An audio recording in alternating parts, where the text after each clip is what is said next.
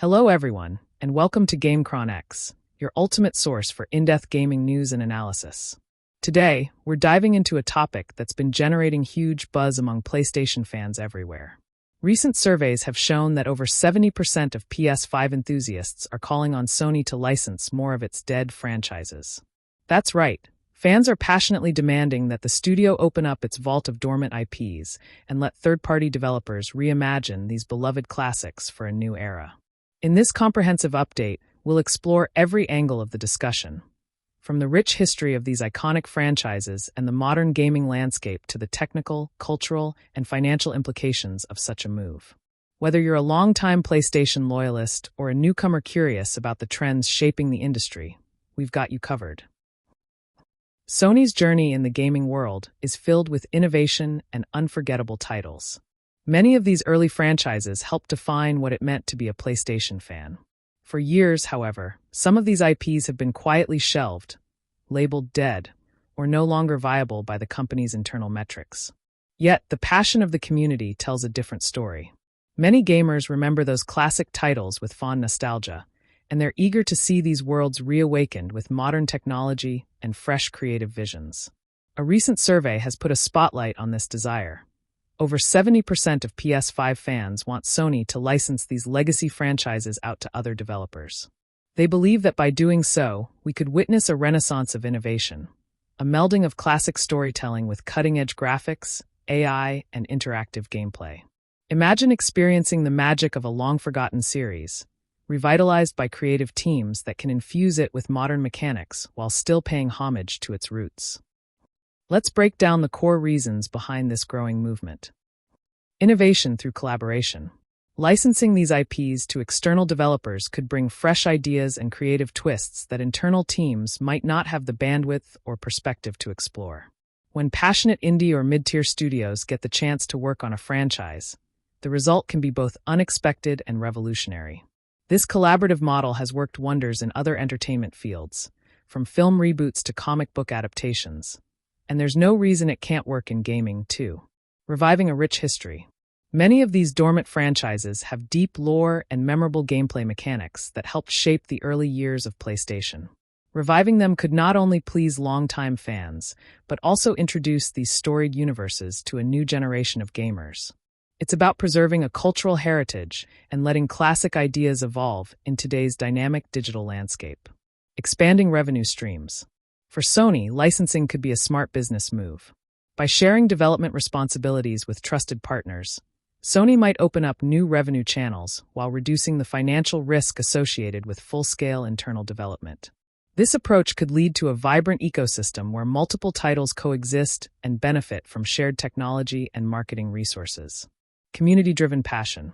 Gamers are more than just consumers. They're passionate communities that have kept many older titles alive through mods, fan art, and online forums.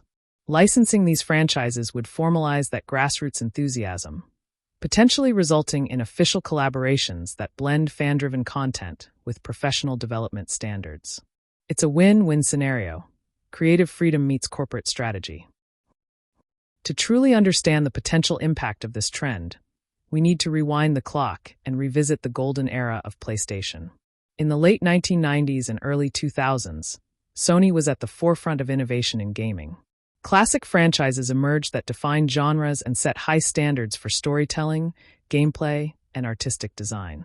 During that period, many IPs were developed with a spirit of experimentation. Developers weren't always bound by strict formulas, and every new title had the potential to become a groundbreaking phenomenon. Over time, as market dynamics shifted and new technologies emerged, some of these franchises were gradually pushed aside in favor of newer ventures. Yet, even as the industry evolved, these dead franchises maintained a special, almost mythical status in the hearts of fans. Fast forward to today. Modern gaming is characterized by hyper-realistic graphics, complex narratives, and a level of interconnectedness that was unimaginable just a few decades ago. It's within this modern framework that many believe these legacy franchises can be reborn. By allowing external developers to reinterpret classic IPs, Sony could catalyze a creative renaissance that bridges the gap between nostalgic reverence and innovative design. The recent survey data is both striking and clear. More than 70% of PS5 fans want Sony to unlock its back catalog and allow external developers to breathe new life into these dormant titles. But what exactly is driving this overwhelming support? Nostalgia meets modern expectations. Many gamers who grew up with these franchises feel that the current generation of titles lacks the soul and character of those early classics. The idea of a modern reboot, one that respects the original spirit while incorporating state-of-the-art technology, is incredibly appealing. Diverse gameplay possibilities. By opening up these IPs, Sony could foster a diverse range of games that might appeal to various audiences. From reimagined action-adventures to narrative-driven RPGs, the possibilities are endless. This flexibility could cater to both hardcore gamers and casual players, broadening the appeal of the brand. Industry examples and lessons learned. Look at other media industries: film, television, even comic books. Many dormant or legacy properties have been successfully revived through licensing deals or reboots, often sparking renewed interest and financial success. The gaming industry, with its unique blend of art and technology, stands to benefit tremendously from a similar approach. At its core, the licensing proposal isn't merely a business maneuver, it's a cultural moment. It reflects the shifting attitudes of both consumers and creators. Today's gamers are more engaged than ever. They follow industry trends, participate in online communities, and actively voice their opinions on platforms like Twitter, Reddit, and YouTube. Their collective desire for innovative yet nostalgic experiences is reshaping the way we think about gaming. In the coming sections of this update, we'll be delving into several key topics. The historical journey. We'll trace the evolution of these dormant franchises from their inception to their current state, and discuss why many believe they deserve a second chance. Technical and creative possibilities. How can modern technology reimagine classic gameplay? We'll explore examples of how advanced graphics, AI-driven gameplay, and innovative design can transform familiar titles into experiences that are both retro and revolutionary. Financial implications and licensing strategies. Licensing isn't without its challenges. We'll analyze potential risks, discuss strategies that have worked in other industries, and consider how Sony might balance creative freedom with brand integrity. Community voices and expert opinions. Interviews with industry insiders, developers, and longtime fans will give us a multidimensional view of this trend. Their insights highlight both the passion and the complexity behind the call for licensing. Future outlook. Finally, we'll project potential scenarios. What might the gaming landscape look like if Sony adopts a more open licensing approach?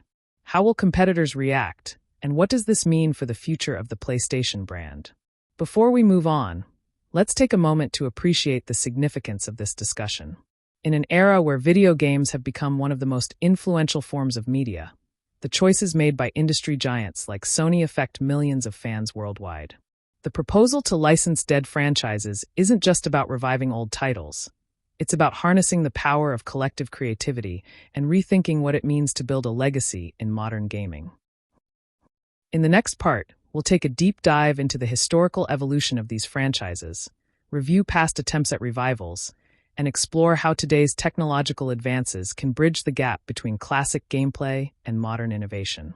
Stay tuned as we continue our journey into the heart of this fascinating topic.